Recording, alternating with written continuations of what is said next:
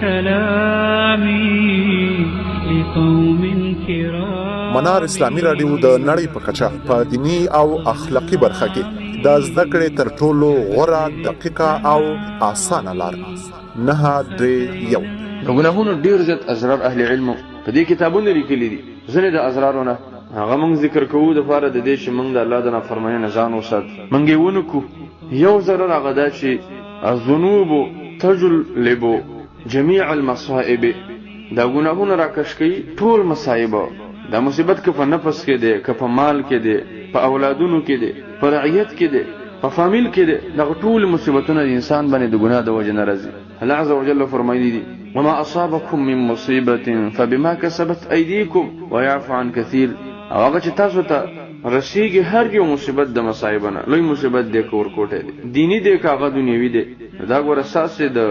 لاسونو د ګناه په وجه باندې ساسو ځانونو او لاسونو ګناهونه کړی دي. ويعفو عن كثير. والله عز وجل فرمای زه د ډیرونه انسان ته معافي کوم په ځینې ګناهونو باندې بنده رانیول کیږي. په هر ګناه باندې الله عز وجل بنده نه رانیسي دنیا کې. انسان په هر ګناه باندې رانیول کېدل بس یو ټغبه الله عز وجل د دینه تیرول او سبب بس انسان هلاک کېدل او تباہ کېدل به الله رب العالمین په ځینې ګناهونو باندې رانیسي او نوري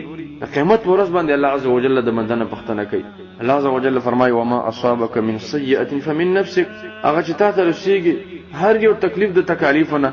نو وردا په سبب د هغه ګناهونو باندې چې ساده نفس نه صادر شوی دی. لاسونه دي کړی دي، خلی دي کړی دي، غوګونو دي کړی دي، سترګو دي کړی دي. د دې په وجه باندې دا مصیبت ته درسیږي. هر یو عذاب او هر مصیبت د دې سبب ګناه ده. عباس رضی الله عنه نقل لی و ما نزلت مصیبه الا بذنب. مصیبت نه دی راغلی مگر د ګناه د وجه او نه دی پورته شوی مگر د توبې د وجه نه. مصیبت چې راځي د ګناه په وجه راځي او چې پورته کیږي د توبې په وجه باندې موږ الله ته ورمنډه کو توبه وباسو چې رب موږ ته مغفرت وکړي. چې موږ توبه نه ایستلې رب العالمین ته د عذاب موږ الله عز وجل نه لري کوي. د ګناه په وجه باندې کور کې ماشومان ځانیول کیږي چې معصوم دي ګناهونه نه دي کړي. ابو الولاد رحمه الله وای ما الله د بدر زوی ته ویل چې قرآن کریم کې الله عز وجل فرمایي وما اصابكم من مصیبه فبما كسبت ايديكم. چې تاسو ته کوم مصیبت درسیږي نو دا ګور اساس د ګناه د وجه نه. او زما نظر ختم شوی د سترګې می وړاندې شوی دی او زه کشر لکم هغه وخت بلوغ تم رسیدل نه مکلف نه دا څنګه ما ته ویل چې فبذنوب والديك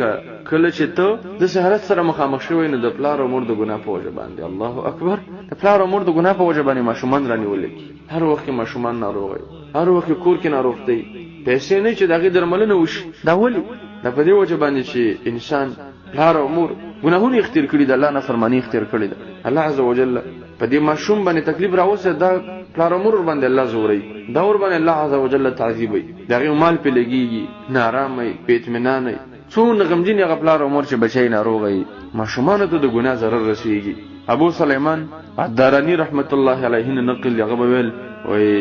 الاحتلام عقوبه. انسان باندې د شوی د شیطان هم د سوړی احتلام وشي دا یو عذاب دی. ځینې بندگانو باندې امتحان انداز شکار کیږي ځینې بندگانو ته الله د ګناه عذاب ورکړي ده. ولا تفوت احدا صلاه الا بذنب. و دې یو تن مونږ نه فوت کیږي مگر دا د ګناه په وجه باندې چې د کړي ده. کله چې انسان ګناه وکړي د الله نه فرمانی په دې باندې د عبادت او د بندګۍ دروازې الله بند کړي. تاجر او توفیق انسان ته ملاو نه شو د ګناه په وجه باندې. د جمع توفیق الله عز وجل بندل ورنک د ګناه په وجه باندې. د سجدو د لګولو او د رکوعانو توفیق بنده ته ملاو نه شو د ګناه په وجه باندې. کله چې انسان ګناهونه کوي الله عز وجل تړي د طاعت او د بندګۍ نه. ګناه کې به ډیر استعمالي یو ګناه انسان بل تکش کوي یو طاعت چې کوي الله عز وجل د بل طاعت او د بندګۍ توفیق دل درکړي. ګناه ډیر مضر شی دی ډیر مهلک شی دی. مومن مسلمان را لازم دی اور باندې ضرور دی چې د ګناه نه ځان وساتي. د دې نه پریزو الله سبحانه و تعالی فرمایلی دی آیا هغه کسان ګمان کوي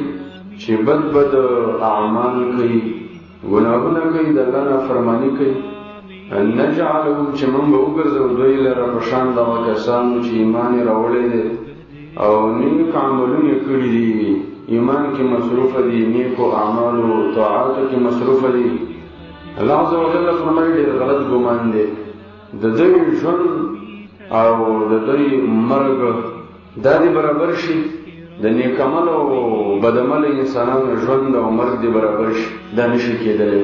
ساء ما يحكمون. الله وایي دا خلک ډېره بده فیصله کوي د ایمان والو او د طاعت والو او دغه بندگانو چې الله راضي کوي ډېر ښکلی ژوند دی او ډېره مزیداره زندګي الله ورکړې ده او د دوی مرګ به هم ډېر مزیدار وي ډېر به ښکلی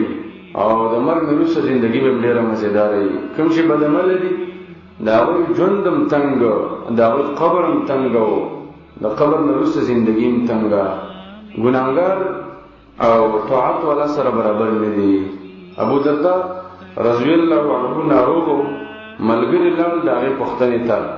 د عیادت دپاره هغه ملګرو ورته ویل چې ما تشته کې د څه شي نه ډېر شکایت کې په کوم ځای د ډېر درد دی نو هغه ورته ویل چې اشته کې ذنوبي زه شکایت د خپلو ګناهونو نه کوم د هېڅ نه دونه په عذاب نیم لکه د ګناهونو نه چې ډېر په تکلیف کې ما ګناهونه کړي د الله نافرماني مې کړې ده وایي څه ته دې زړه کېږي فما تشتهي اشتها دې څه ته کېږي نو هغه ورته ویله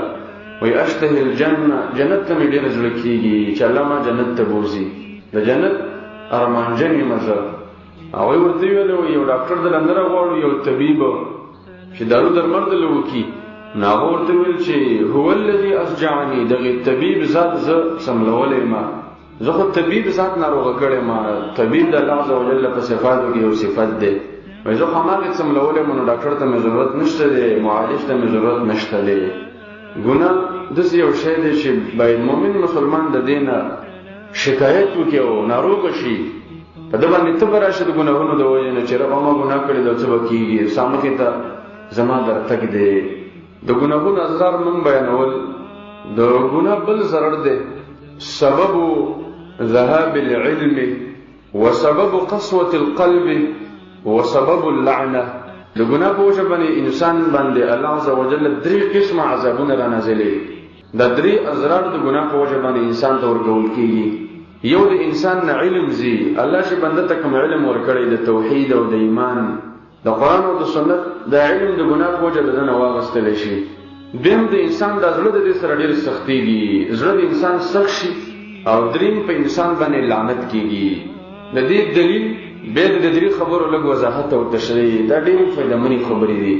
الله سبحانه وتعالی سورة المائده کې فرمایلی دي فبما نقضهم ميثاقهم لعناهم وجعلنا قلوبهم قاسية يحرفون الكلم عن مواضعه ونسوا حظا مما ذكروا به الله وی په دې وجه باندې چې د یهودو مضبوط لوز چې د الله سره کړو ماتې کو د الله اوامر یې پرېښودل د الله سره لوزونه یهودو څه کړي هغه دا چې ستا په اوامرو باندې به عمل کوو ستا د نافرمانۍ به ځینې ځان ساتو دا کلک لوز د یهودو مات کو الله وایي ما وله درې سزاګانې ورکړې یو لعناهم لعنت مې ورباندې وکړ دویم ما د دوی زړونه سخت کړل سخته په زړه مې وله د سخوالي عذاب راوسته او دریم مې وله دا سزا ورکړله چې ونسو حظا مما ذکروا به هغه خبرې چې دوی له په یاداش ورکړی شوی و د دوی د فایدې خبرې وي او د خیر خبرې وي دوی هغه پرېښودلې او هغه ترې نه هېرې شولې دا درې عذابونه الله عز وجل هغې چا ته ورکوي څوک چې ګناهونه شروع کړي او د الله اوامر پرېږدي الله رب العالمین احکامات پرېږدي دا درې عقوبتونه او سزاګانې یو د بل نه غټه سزا ده یو د بل نه ډېره سخته ده او انسان هلاکوي لعنت ویل کېږي دې ته چې انسان د الله د رحم نه او د الله د فضل نه او د الله د احسان نه ډېر لرې وځي د هغې نه وشړلی شي دې ته لعنت ویل کېږي احادیث د نبي صلی الله علیه وسلم چې وګوري ډېر خلک د خاصو خاصو ګناهونو په وجه باندې ملعون ګرځېدلي دي حدیث کې راغلي دي نبي صلی الله علیه وسلم فرمایلي دي او قرآن کریم نه معلومیږي چې د حق پټونکی څوک چې حق پټوي دا ملعون دی په دې باندې د الله عز وجل لعنت دی څوک چې د ځمکې په حدودو کې ګوتې وایي د خلکو پولې خرابوي او کاڼي خوځوي د یو ځای نه بل ځای ته وایي دا سړی ملعون دی نبي علیه السلام فرمایي دا رشوت اخیستونکی او رشوت ورکوونکی دواړه ملعون دي سود خوړونکی سود اخیستونکی په سودونو کې ګواهي کوونکی دا ټول ملعون دي نبی علیه السلام فرمایي هغه سړی ملعون دی چې د ځان نه ښځه جوړه کړې ده د ښځو سره ځان مشابه کوي هغه ښځه ملعونه ده چې هغې ځان مشابه کړی د سړو سره او نبی علیه السلام فرمایي وایي هغه ښځه ملعونه ده چې په خپلو ویښتانو پسې نور ویښتان پیوسته کوي هغه ښځه ملعونه ده چې خلکو له دغه ویښتان او زنانو لره دغه ویښتان پیوسته کوونکي ده کاروبار د دې کوي په دوکان کې ناسته ده کور کې ناسته ده زنانه راځي زما ویښتانو پسې نورې ټوټې او ویښتان وتړو دا ورله لګې ده شونډې ورله کوي او دغه شی نه به کې داخلي دا خصم ملعونه ده هغه زنانه ملعونه ده وای شي خالونه لګي خپل لګي بل لګي دواړه ملعون دي هغه زنانه ملعونه ده چې د خپل ورزونه وختان وباسي د بار د دې چې زما ورزه نریخ کار شي د لپاره کریمونه لګي په دې باندې نور کیمیوي دوايانې لګي دا خصم ملعونه ده هغه زنانه ملعونه ده چې خپل غاخونه کولاوي د بار د ډول او د زینت او هیڅ عذر نشته ده دسه بندگان ډیر ځت ملعون دي دا د ګناه په وجه باندې د الله رب العالمین د نافرمانی په وجه باندې امام مالک رحمه الله دا مشهور د امام شافعي رحمت الله علیه نه امام شافعي رحمه الله د دې ملاقات تلاړ وي ورکوټه او د عمر نه امام مالک رحمه الله د دې وکته لکته پورته او به ورته ویلا وای انی ارى عليك نورا فلا تطفئه بظلمه المعصيه شافعي زبتا باندې ورنای نه مګورا امام شافعي رحمه الله ته ویل غره د ګناه په وجه باندې مړ نه کی دغه نور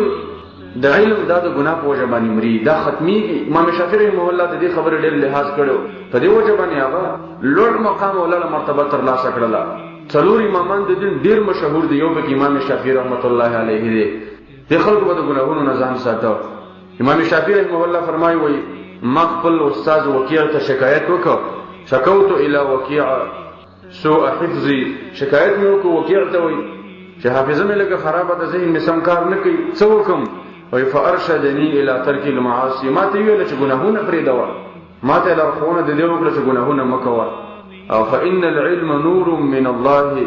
دا علم نور او رڼا ده د الله رب العالمین د طرفنا ونور الله لا يعطى لعاصي او نور د الله رب العالمین نشي ورکول کېدل هغه چاته چې د الله نافرمانه دي څوک چې د الله نافرمانه دي الله عز وجل هغه ته دغه نور او دغه رڼا نه ورکوي نو د ګناهونو په وجه باندې بنده د علم نه محروم کیږي علم ډېر غټ نعمت د الله دی د انبیو په مقام او مسند باندې الله رب العالمین قارین علما کې نیولې دي خو د ګناهونو د ځان وساتي چې دا مقام سره باقی پاتې شي او ګناهونو نه مونږ ځان ونه ساتو دا علم برانه هیر شي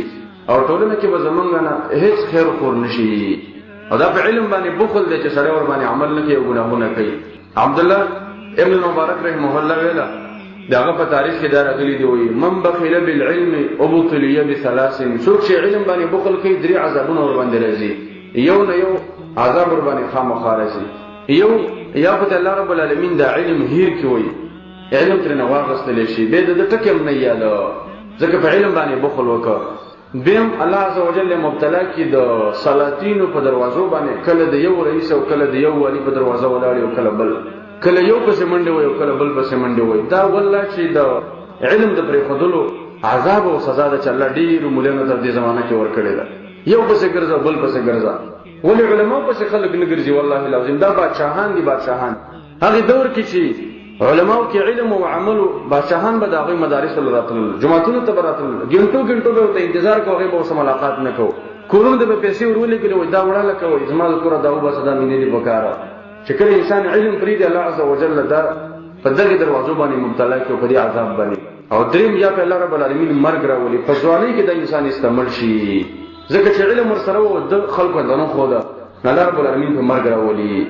حکم عالم چې هغه د دین خدمت کوي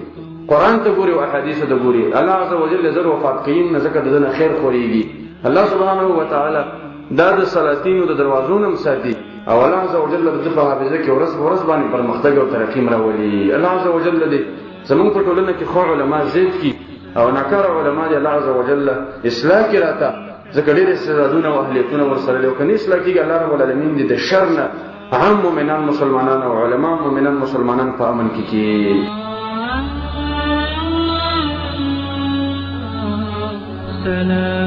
سلامي لقوم كرام بدوا في الظلام كبدر التمام أتينا لشارع